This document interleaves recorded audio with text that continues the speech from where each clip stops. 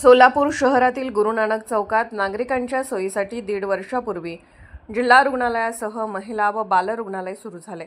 अल्पावधीतच हे रुग्णालय सर्वसामान्यांसाठी आधारवड ठरले असून विशेषतः महिलांच्या प्रसूतीसाठी मोठी मदत होत आहे। मात्र रुग्णालयात अद्यापही MRI आणि CT स्कॅनची सुविधा उपलब्ध झालेली नाही। त्याशिवाय रक्ताच्या काही महत्त्वाच्या चाचण्याही उपलब्ध नाहीत। त्यामुळे अनेक वेळा रुग्णालयात आलेल्या रुग्णांना तपासणीसाठी छत्रपती शिवाजी महाराज सर्वोपचार रुग्णालयात पाठवले जात आहे।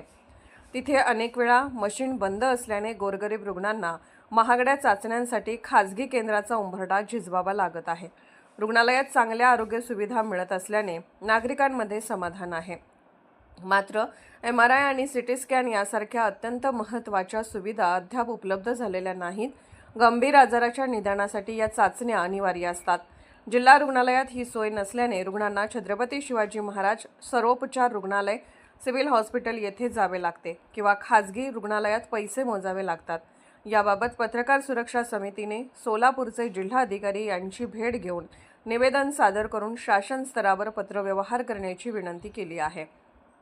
CT स्कॅन व MRI मशीनबाबत जिल्हा नियोजन समितीकडे निधीसाठी प्रस्ताव पाठवणार असल्याचे ठोस आश्वासन उपजिल्हाधिकारी अभिजित पाटील यांनी पत्रकार सुरक्षा समितीला दिले आहे।